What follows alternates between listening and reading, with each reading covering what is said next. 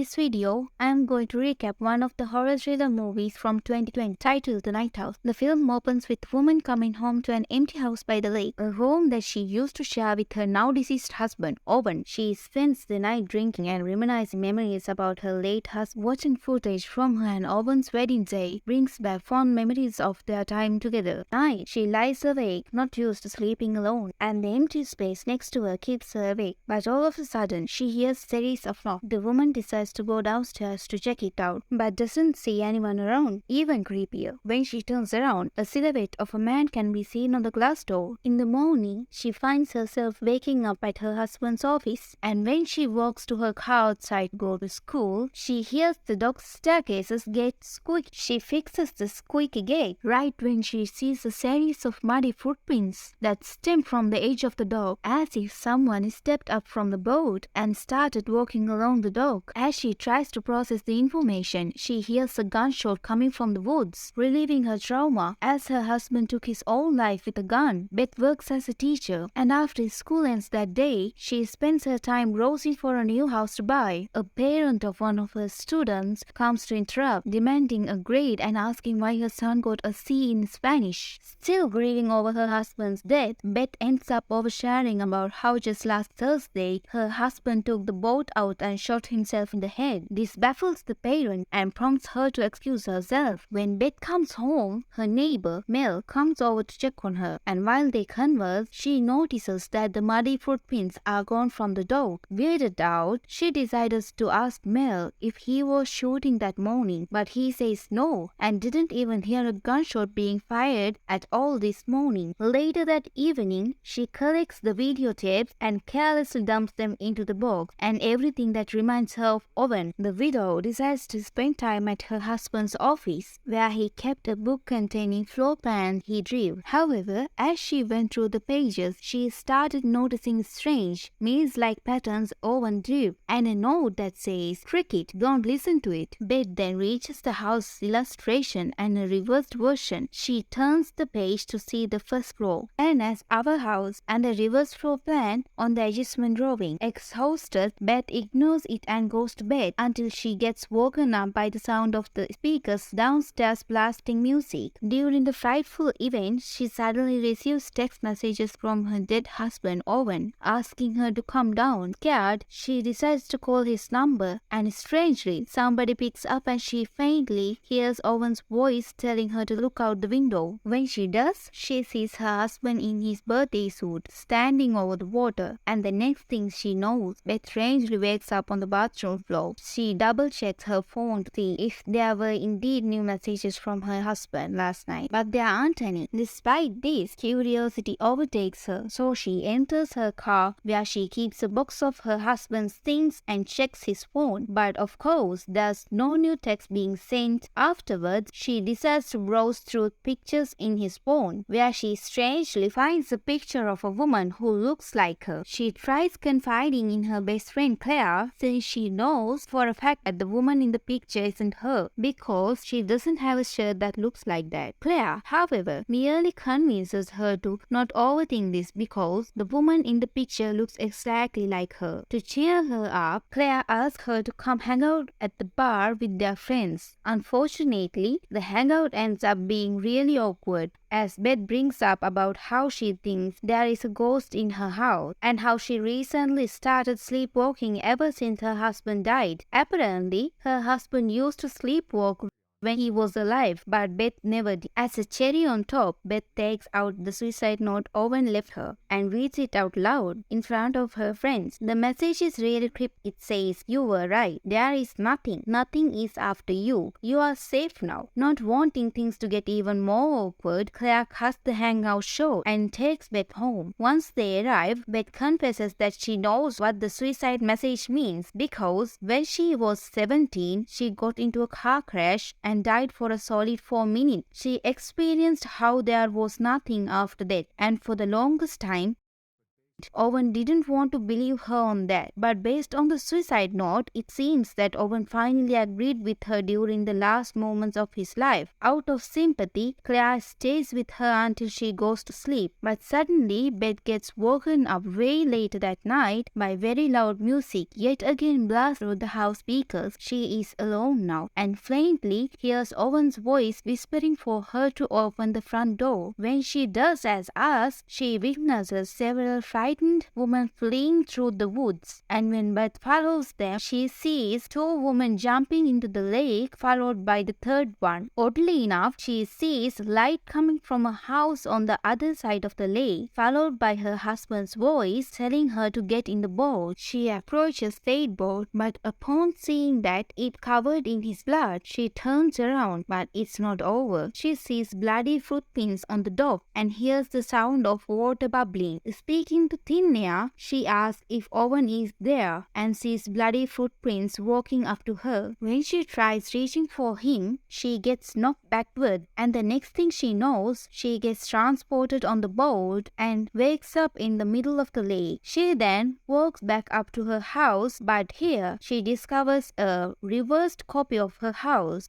And once again, she oddly sees other women who look like her in the house's different room, and Owen too. He suddenly strangles her, prompting the woman to leave. As Beth approaches and opens the front door, she sees herself laying on the couch, which results her waking up on the couch with the door open. Seeing that this is beyond trippy, she goes through the pictures on Owen's cloud and finds a series of pictures of the other woman who looks similar to her, meaning that Owen may have had affairs. To process her experience, she walks all the way across the lake, hoping to find the reversed house on the other side of the lake that she saw last time. During the search, she comes across her neighbor Mel, who confusedly tells her there can't be a house out here because no one is permitted to build on the country land. Beth resumes on her hike until she finds a scratch mark on a tree and decides to explore it. Unexpectedly, she discovers a rundown house that looks similar to her house and enters it. When she climbs upstairs, she finds a morbid sculpture of a woman getting impaled. After this discovery, she heads to Mel's, asking if he knows anything about. Mel swears that he doesn't know there's a house out there, but he did see Owen venture through the woods at night one time, accompanied by a lady who kind of looked like Beth. And not long after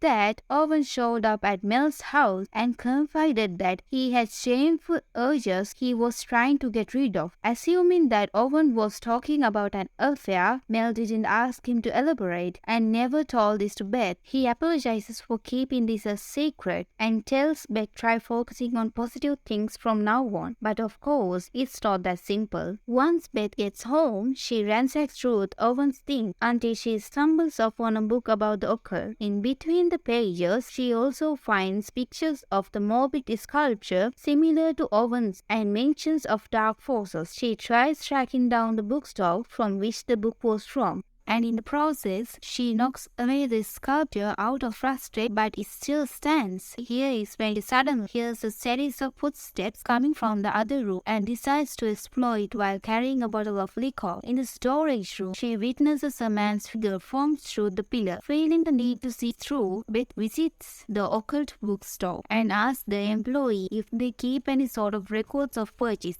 But they don't, and just so happens she sees one of the women from pictures in Owen's phone and decides to say hi to her. As it turns out, the woman works there and claims that Owen used to come to the bookstore several times a year. She admits going on a date with Owen, but never sleeping with him and barely knowing him as a person. Beth believes her and is now confused about what the hell Owen was up before his death. She tries telling her best friend about everything she just learned, but Claire yet again tries to convince her to move on with her life. Beth tries to listen this time and decides to pack up and stay up at a hotel for a couple of nights. But when she is about to head, the woman from the bookstore shows up at her door and the two sit down for a chat. Here, she finally confesses to Beth that Owen took her to the house once and even showed her the other house in the woods. There, he proceeded to show her the sculpture and they ended up kissing until he started choking her and she asked him to stop. Afterwards, he apologized and took her home, all the while telling her that he needed to get rid of his urges and therefore he needed to end it. After finishing the story, the woman drives away. While at this point, Beth's curiosity has gone to the roof and she goes to the rundown house in the woods again. Inside the house, she speaks to thin air, begging for Owen to speak. As she steps through the rotted floorboards, one collapses. When she looks underneath this structure, she finds a series of dead bodies wrapped in tarp hidden in it. This shakes Beth to the core, as they might be the corpses of women in her dream, and pushes her to run back to the house. She tries to call her best friend Claire, but she didn't pick, and so Beth leaves a message saying that she found something horrific in the rundown house. Afterwards, she takes a shower until the speakers start blasting again out of nowhere and goes to check it out. When she steps closer, it dies immediately. Beth then calls Owen's name, breaking down in tears because she misses him and wants to speak to him again. The next time she looks up, she sees a writing on the forged up mirror that says "here." As she enters the bathroom, she notices a pair of wet footsteps by the door and reaches out near. Surprisingly, she could feel him and wants to embrace him while he embraces her back despite being invisible. But when she calls Owen's name, the invisible figure says that he's not Owen, which prompts Beth to snap out of it. She attempts to exit the room, but the door shuts abruptly. The next time she looks in the mirror, she sees the reflection of another woman who looks terrified and sees a scene play out. Owen murders the woman cold blood. Meanwhile, in real life, Beth eventually feels herself getting choked as well. And when she hastily opens her eyes, the door is open, allowing her to step in the bedroom. Here, she finds everything in reverse and sees a couple of women hiding around the room. Right before Owen enters, while dragging a woman's dead body in the corner, Beth sees the silhouette of man turn to her direct. Scared, she heads downstairs and is welcomed with another trippy scene, this time Owen making love to another woman. Meanwhile, silhouette lingers in the corner of the room until she faces it upward. Beth eventually gets dragged by the invisible figure while seeing visions of Owen killing other women. She also sees Owen crying beside a bloodied corpse right when she ends up being tossed downstairs. In the room, the widow sees a view of Owen's doppelganger sitting in front of her with Beth sleeping in his lap. The doppelganger then says that he is not Owen, revealing that he is what Beth saw when nearly died in the car wreck and identifying himself as nothing. Ever since then, it follows. He explains that he tried to convince Owen to kill Beth to bring her back to the afterlife, but the husband resisted. Instead, Owen built the reverse house and murdered Beth lookalikes to try to trick Nothing. But Nothing realized the trick. The widow, who's sleeping on the doppelganger's lap, wakes up, only to realize that it was all a dream. When Beth attempts to run out of the house, Nothing grabs her and starts choking her, sending her floating in the air. He twists her body into the same position as the morbid sculpture until Beth eventually passes out. The next morning, Claire pays the house a visit looking for Beth, but doesn't find. Meanwhile, Beth floating in the afterlife. She is on a boat with Nothing, who is still taking the shape of Owen. Back in real life, Claire discovers the gun Owen used to kill himself is gone, so she rushes out of the door. She finally finds Beth unconscious on the board and starts yelling her name, getting Mel's attention. Claire and Mel are running Beth's rescue, begging her to snap out of it. For the widow, she only sees Nothing in Owen's body, who feeds her with lies about nothing in life matters anymore and tells her to kill herself. Here, Beth ultimately decides to put the gun down and not commit suicide. As soon as she moves the gun away from herself, Beth returns to the real world, where Claire is swimming towards the boat to save her. Claire removes the gun from and takes her in the water with Mel brought the two to save, and Claire embraces her best friend, glad that she is safe and sound. Once as whole, Beth sees the outline 80 on the boat. Mel asks her what is staring at and says there's nothing there, to which Beth replies, I know.